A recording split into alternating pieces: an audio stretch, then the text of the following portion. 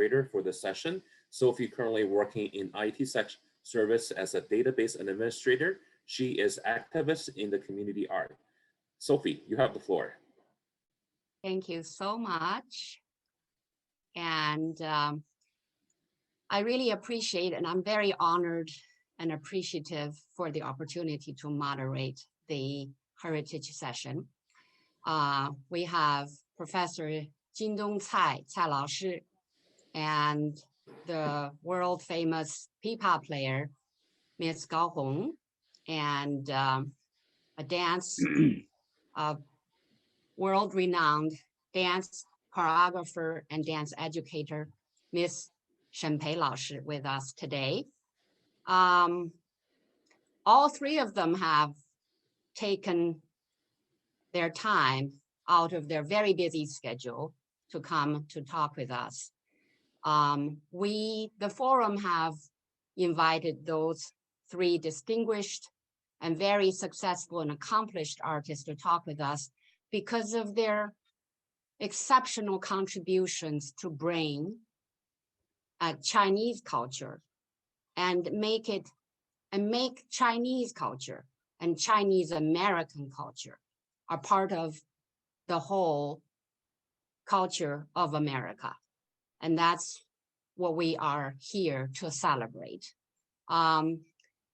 Most of us, over 100 of us, have watched the Man of Iron and the Golden Spike at the very beginning for half an hour.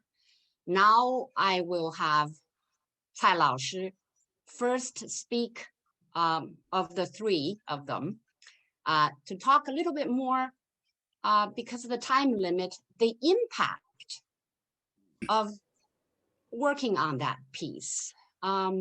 Specifically, we've noticed that the large chorus, over 120 to 150 people singing, and they sing in Chinese.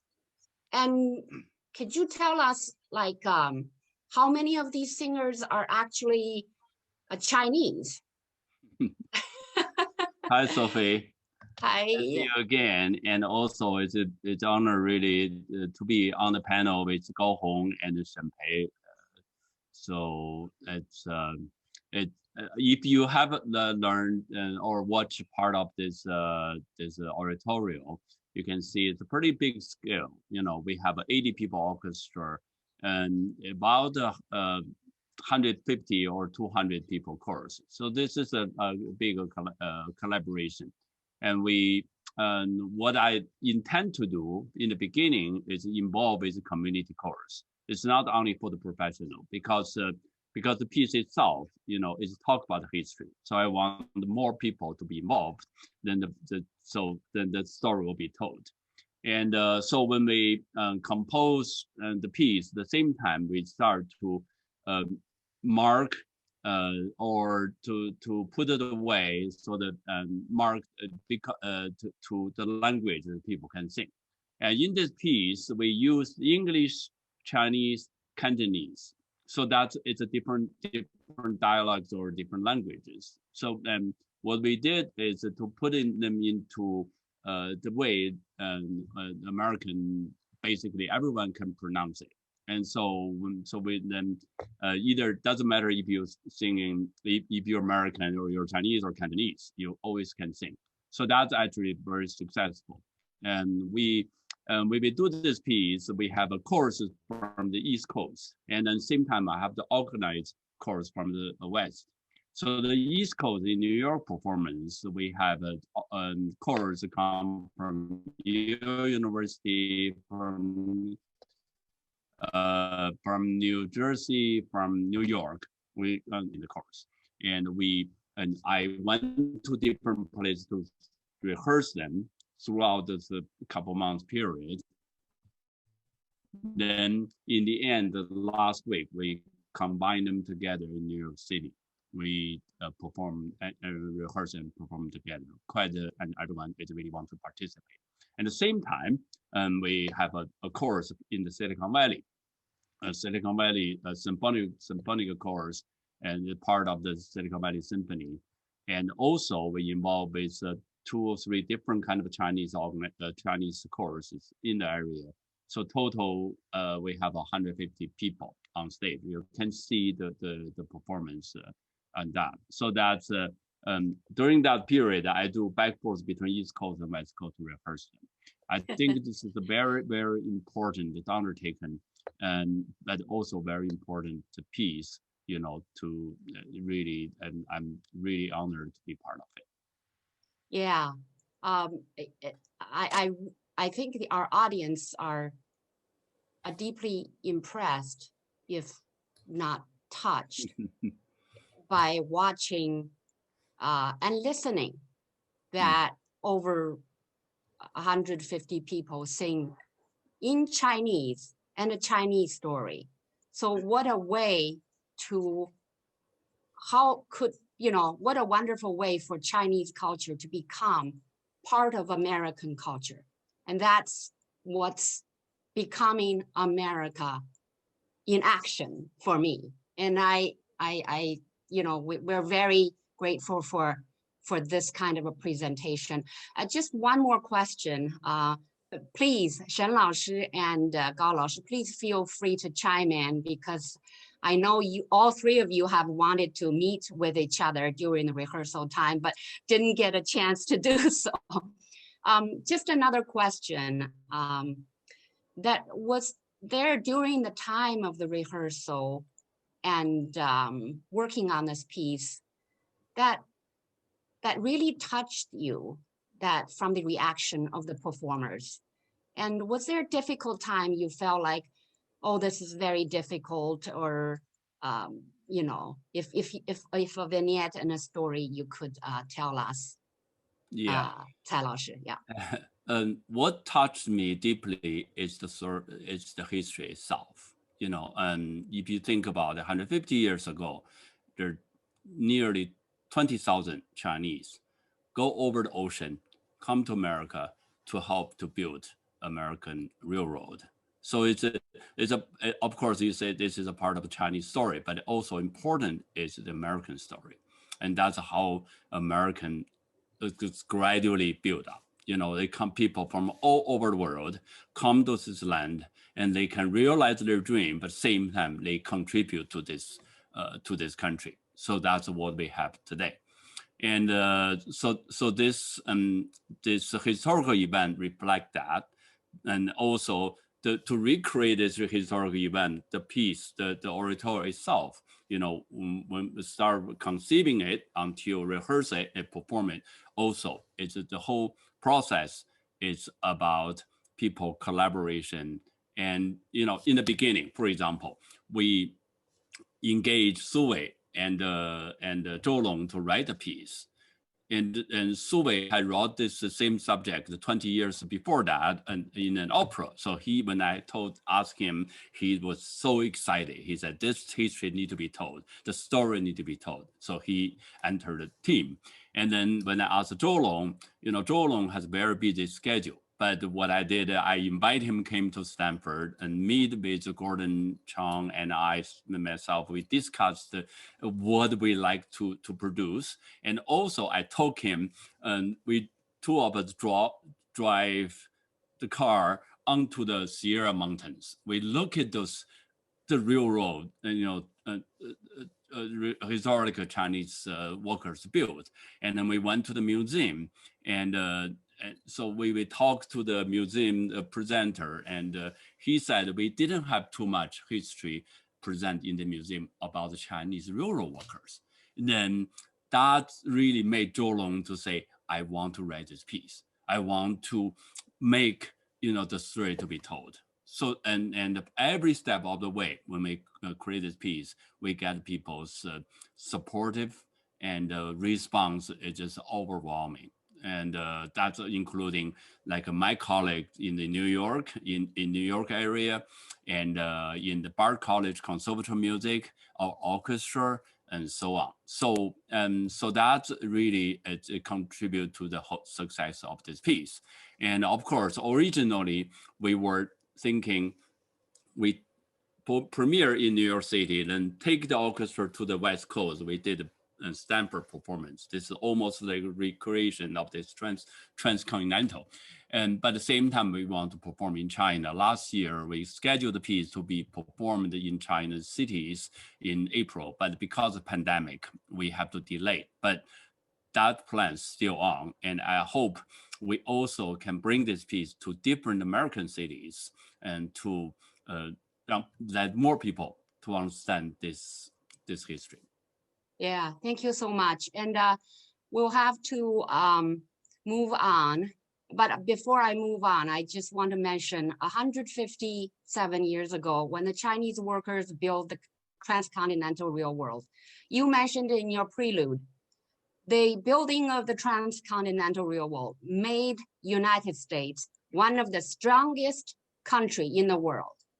But who contribute the hardest work to make that happen?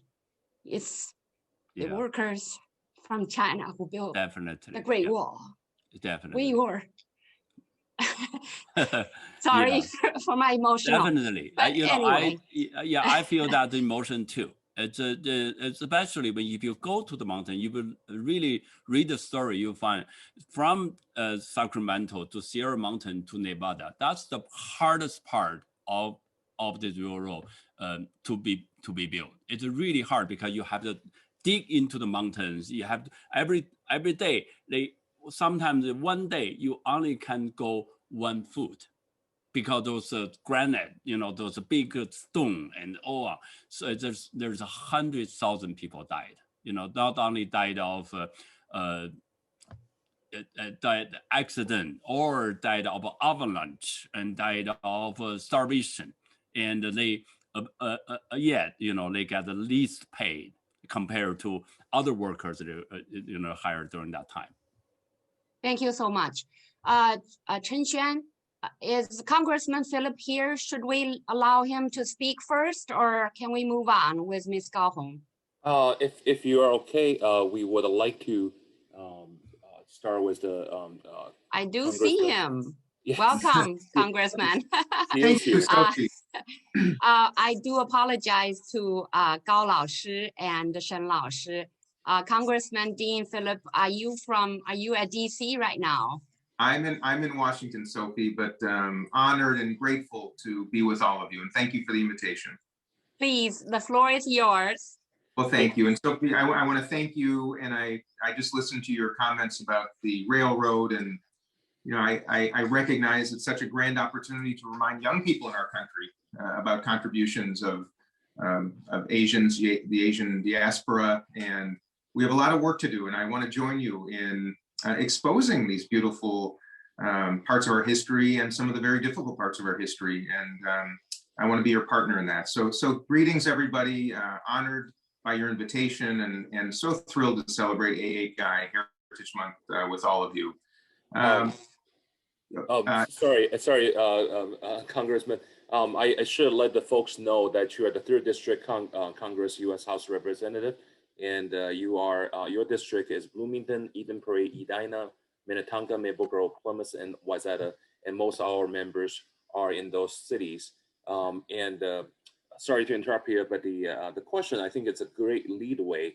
Since we're talking about Asian hate, we're talking about the Chinese railroad. One of the questions the community has is many people suggest that Asian hate is only the symptom. That's not the cause. We should really dig into the root of the issue.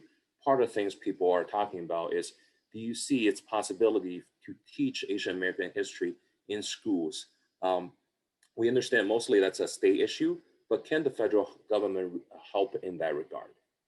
Well, first of all, Chen, nice to see you, my friend, and thank you. And the answer is absolutely. It's become so clear to so many of us that we're not doing a proficient job at educating our young people about our country's history and the contributions of so many communities to its success, as Sophie noted so eloquently. Whether it's African American history, Asian American history, Jewish American history, oftentimes the contributions of minority groups are ignored as the contributions of certain other groups are enhanced. And I think it is an opportunity And to your point, it is mostly a states' rights issue as they essentially develop curricula for all the public schools.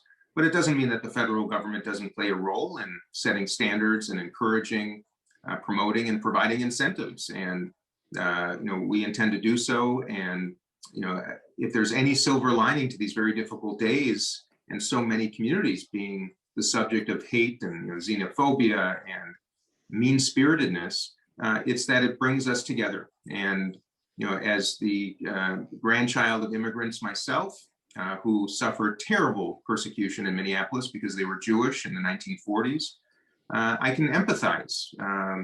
Through those stories, I consider it my responsibility, Chen, to elevate the voices of such a wonderful mosaic of communities, the Asian community and so many others that deserve more prominence and celebration, and that begins with young people. So the answer is absolutely. Thank you, Congressman. I love to hear that. I love to see if that's a possibility. I know a lot of people love to see more history, Chinese and API history taught in schools. Second question we have is, we noticed recently the Senate had resoundingly passed a bill to target Asian hate crimes. We understand it is going through the House right now. Can you talk about what this bill actually do, and how can it help the Asian community? And do you think it will be effective? Well, Chen, to your point, the Senate did pass it in a very important bipartisan fashion. The House will be considering it here, I think, in the next week or so. The sooner the better, in my estimation. It has three core components, as you all might know. It increases resources for investigations into hate crimes. It starts to invest more in the tracking and investigation unit at the Department of Justice, which is terribly important. And it spreads the best practices as those are developed with other agencies around the country. And I think it's worth noting, though, Chen, that there are things we can do at the federal level to draw attention to issues, to provide resources for investigations. But you can't legislate love, and you can't legislate compassion. You can't legislate respect. You can't legislate decency. That comes from each of us in our communities and our houses of worship, our parents, our friends, and our neighbors. And that is the work we have to do. We do so by invitation, not confrontation. And I just want you to know that I stand in solidarity with all of you. We'll continue to. I have in the past. I will in the future. And this is not work that will be done expeditiously or easily, but we have to convert one heart and one mind at a time. And a bill like the one we're about to consider, the anti-hate bill, is a small step, but one that has to be complemented with a lot of very difficult work in our communities. Speaking of change one mind and one soul at a time, May is the AAPI Heritage Month. We're trying to do our best to celebrate, recognize the AAPI community and our AAPI friends. And I count you on as one of the AAPI friends. And but this AAPI is probably the least celebrated group in our the general public. What do you think? What do you suggest that would help to promote or get more recognition? What other things can we do to change minds? Well, Chen, I'll share some of my thoughts, but I most importantly invite all of you to share ideas with me, and that I can elevate and propagate and distribute. In my personal experience, those human connections that are so important and sometimes so hard to develop, often come with cultural exchanges. They often come by breaking bread together over music, exposing and promoting the various cultures that make the United States such a remarkable and unique country. And so I think the best way to do so is through events, invitations for those who may not know much about Asian history in America and various Asian cultures, to share the extraordinary. And by the way, there is no singular Asian culture, of course, but to share the mosaic and the breadth of so many wonderful cultures, the food, the music, the stories, and the histories. And I think that's a beautiful way to express to young children, to bring parents out, and to start converting the hearts and minds that we need to. And that's why I say invitation. We're not going to defeat hate with confrontation. We're going to defeat it by invitation. And that means bringing people together And I personally think over food and music is the best way to do it. Two things we love in the Chinese culture, and we are just in the middle of an artist session, so this is just fits right in. Thank you so much, Congressman. Any other wisdom you want to share with us? Oh, well, I didn't come to share wisdom, but I did come to share support and affection and my love with all of you. I know how difficult this year has been for our whole community, and I know in particular for the Asian community, for reasons we all understand. And I'm here to let you know that I am your brother and your friend and your companion as we work together to improve our communities, not just as it relates to relations with one another, but as it relates to our future, so that our children and grandchildren and future generations enjoy a more prosperous, a more healthful, and a more peaceful world. And that means working together. So Chen, I thank you so much for your friendship over the years. And to all of you, I look forward to future invitations and just want you to know I have your backs and I have you on my mind, and I ask you to keep the faith. Thank you, Dean. I really appreciate Congress Dean Phillips' time. Thank you. Thank you very much. And I'll Everybody, turn, yeah, best wishes. Best wishes to you as well. Thank you for your support. Thank you, everybody. Yeah. Thank you very much. That was amazing. Now we'll turn our amazing program back to Sophie, and we're talking about arts. Yes. Congressman Philip was talking about converting and loving one person at a time. And for the next two speakers, they have put their mind into action and have worked very hard. And Gao Hong Lao Shi is my next speaker. She is a pipa player and a composer and a Chinese music educator. She currently teaches at Carleton College. And the first question that came to my mind is that, is there a school, elementary or community college, or a stage, or you haven't performed at? How many, do you have a record of how many performances of Chinese pipa music have you done in all of your years in the United States? Or just the past last year? Past last year, I couldn't go anywhere, but I did build 3 community Chinese ensembles through Zoom, and age from 8 to 71. But when I first came to Minnesota, I still remember it was a small town of a little tiny town. I went there, the whole school only like 86 people for students.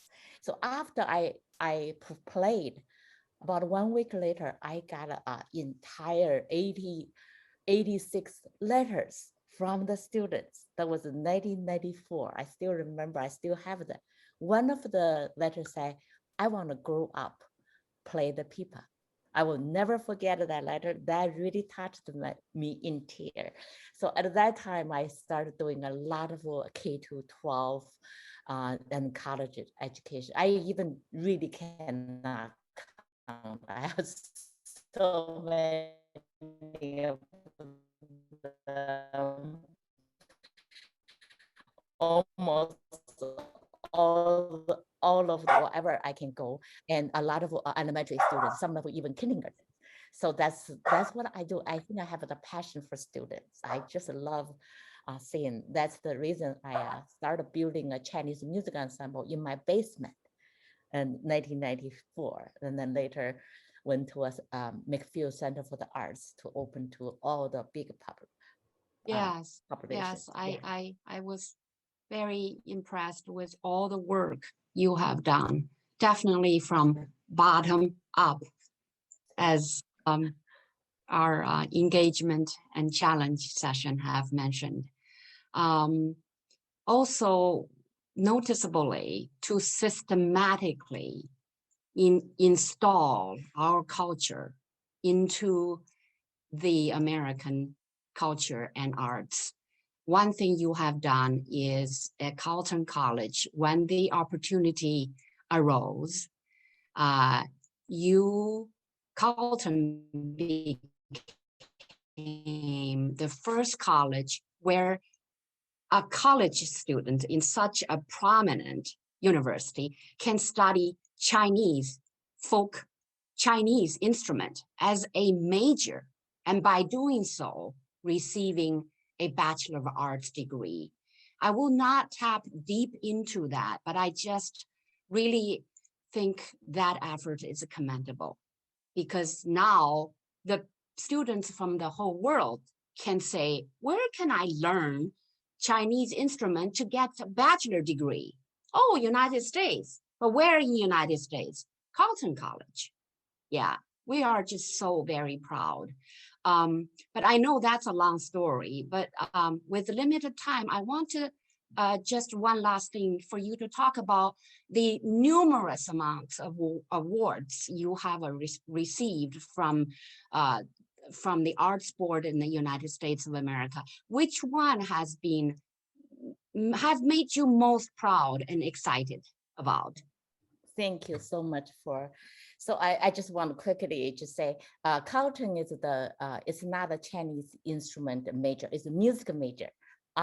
You can take a music major, then you can learn all the Chinese instrument as a major instrument. I just wanted to clear because we don't have like a pipa major yet. We do have a music major on the Chinese pipa. I just wanted to quickly say that. And I'm very proud of to make a Carleton be the first one to get a BA. So I'm happy about it. So I did very lucky. I came to America and came to Minnesota. Everybody said, why you're not in New York or San Francisco? But for me, Minnesota has a wonderful, wonderful support for artists, for people of color. So the many of the award, I'm very proud of that. Thanks all the people who voted for the Heritage Fund. And I want to thank all the people for that. And the most important one for me is the Bush fellowship. That one really, really is, I was the first ever for offer for traditional artists. So that I'm the first one ever to offer for arts. Before was only for composer, dancer, or science. So I was the first one to get that. Most important was I learned mother-in-law argue daughter-in-law. The piece has lasted for over 100 years. My teacher restructured. My teacher is Lin Shicheng from the Pudong style in China, the 6th generation of the pipa master, the most famous pipa master. So I used the fund to study the piece, restructure the piece to learn that. Then after that, I did a recording and then published it worldwide. So they basically, that's the one is very meaningful. Otherwise, that piece, if I didn't have the opportunity to go back to China and Hong Kong and study with my teacher, probably that piece no one will ever recorded that before my teacher passed away. So that's one I think is most meaningful for me. Thank you so much. Now we will swing to talk with Shenpei 老师. Thank you so much again. I wish there's more time with Cai 老师 and Gao 老师. But again, feel free to chime in if you think there's important things for the discussion. And Shenpei 老师 has had a long, amazing career of 70 years.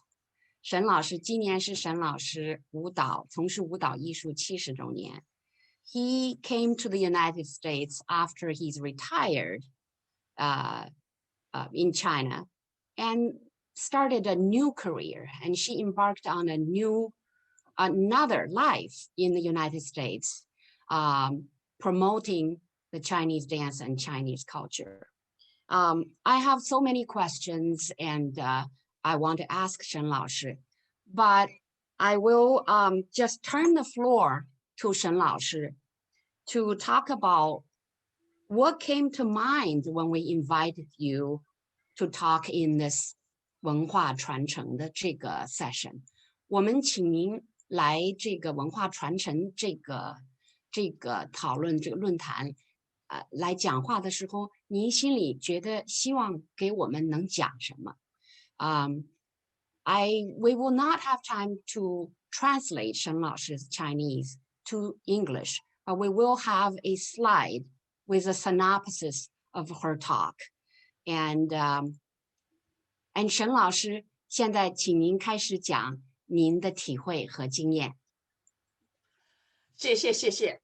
今天我大概是最老的一个了，也是唯一的一个用中文讲的。谢谢邀请我。好，关于传承，我想讲的第一个就是我非常赞成民族的就是世界的这一句话，但是如果把这句话理解成民族的自然而然一定是世界的，那我觉得就大错特错了。民族的变成世界的，要我们做非常非常多的艰苦的工作，就像刚才蔡老师讲的，高红讲的，很多的艺术家，我自己的体会就是我们老祖宗讲的知己知彼。第一个要深入的了解自己的文化，但是现在你的受众，你的对象不同了，你是在美国，所以你要懂得自己文化的同时，要很好的研究你的受众西方观众的文化背景、欣赏习惯这一方面，比方说我做《白蛇传》呐，做这个 Monkey King 啊，都做了很多的探索。我举个小例子，那个时候我去做 Monkey King 的时候 ，Church Theater 他们根本不知道孙悟空是什么，就问我什么孙悟空啊，我就讲了一句话：孙悟空500年前东方的一个超人，一句话，马上大家就明白了，不要多解释。就是说你要会用他们的语境不要因为我东西好了，我放在那儿你就接受，你不接受是你没有水平，这是不行的。这还不够，知己知彼了，你还要做工作，因为你不是要传播中国文化吗？比方说我们大家都知道的，你做一个 project 那个要申请 grant 申请钱什么的，一般来讲都是被动的我们申请了，等他们批准了你就有钱，不批准就没有钱。但是如果说你是站在一个你要传播中国文化的这个立场，那么你这个是就不够的。比方说我跟我的这个密切的搭档 Marcus， 我们就做了很多主动的去做跟这些 foundation 的互动的工作。比方说跟我们关系最密切的这个 State Art Board， 我们就主动向他们提出来，我们希望他们能够召开一些会议，来听取亚裔艺术家的需求和学习亚裔的文化的特点。这个以前他们从来没做过，我们提出来以后，他们非常高兴，后来就召开了一个全部亚裔这个艺术家的会那还蛮早的时候这个会本来准备开1天的，结果开了2天。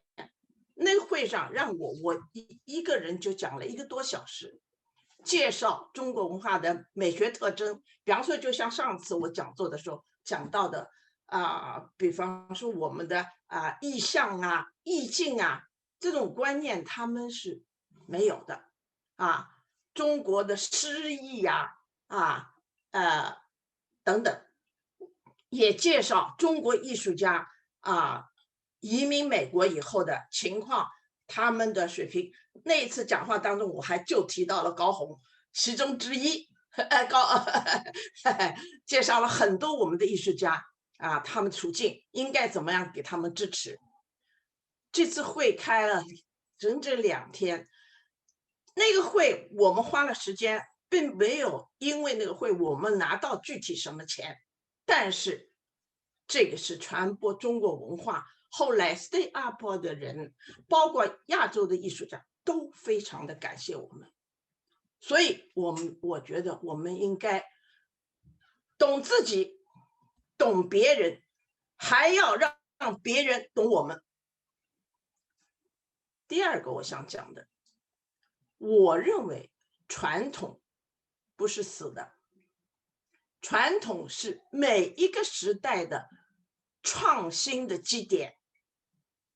比方说我当初60年以前编采茶舞的时候，那个是创新，人家评论说开一代之新风。可是到60年以后，G20在杭州开的时候，再跳我的采茶舞，那就是传统了。所以作为我们这个中国的艺术家来到美国以后，我们也应该为传统添砖加瓦，创作出反映华人在美国的传世之作。所以当我听到有这个铁汉金钉的时候，非常的兴奋我连了就是把这个录音，谢谢苏菲马上给了我录音，我听了好几遍可惜这样的作品太少，所以我希望我们能够把我们在美国的华人艺术家能够整合在一起，大家一起来努力，创作出更多这样的作品。我今天还提出来，我虽然已经85岁了，我还提出来，希望能够得到你们这个创作团队的允许，哪一天我能够用你们的音乐变成舞蹈，搬上舞台。这是第2点。第3点，我想讲的是，现在我们大家这个 Are you fine? No, on that one, the one that they want you to talk, MayForum. Yeah, that's listeners. Oh, Shen Pei right now, this lady, she's the dance. 我们得帮看一看有谁。We need Yeah, help to get 沈 a 老 meeting. 师 our time is also limited. I think at this time, it'd be best to show what you've done in 胡桃夹子。是吗？要等我就讲的这个了，要讲这个了。Yeah, keep OK， 好的。我要讲这个了，我想一下再放好吗？好的，好吗？就是说华人要发出声音，华人要维权，争取我们权利。但是我觉得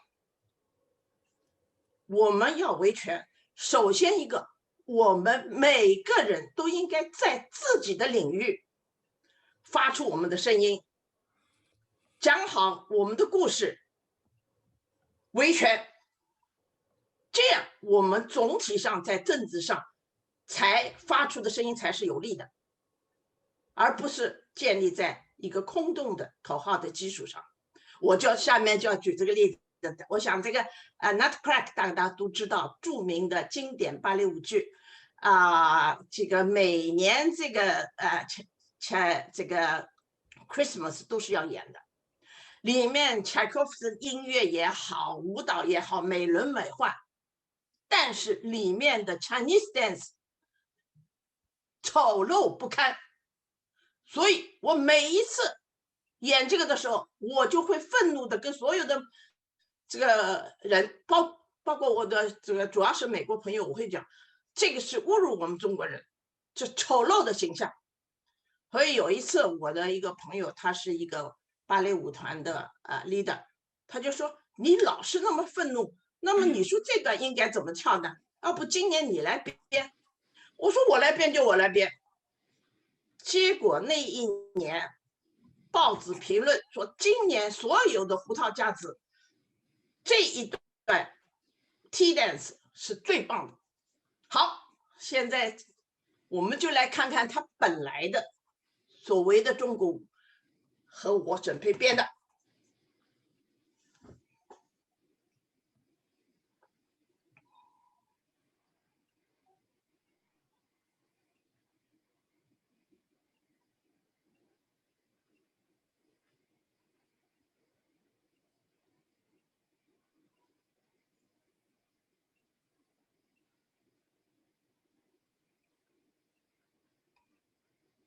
这是本来的，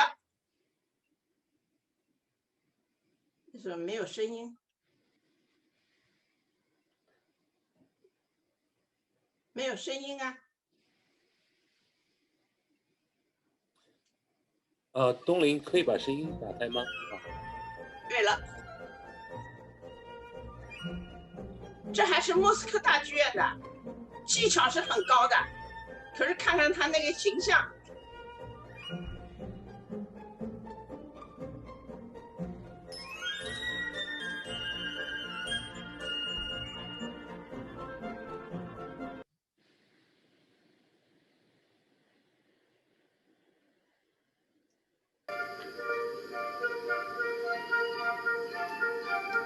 写的这个题目就是 Tea Dance， 可是它原来没有一点 T 的意思。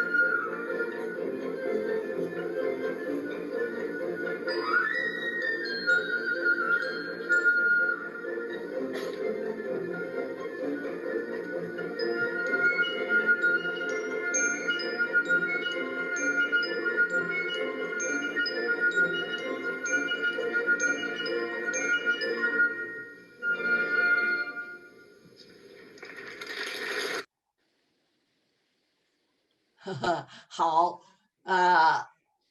，Thank you so 大 much. 家其实我就是呼吁我们中国的文化是世界一流的，我们有充分的自信，我们要搞出，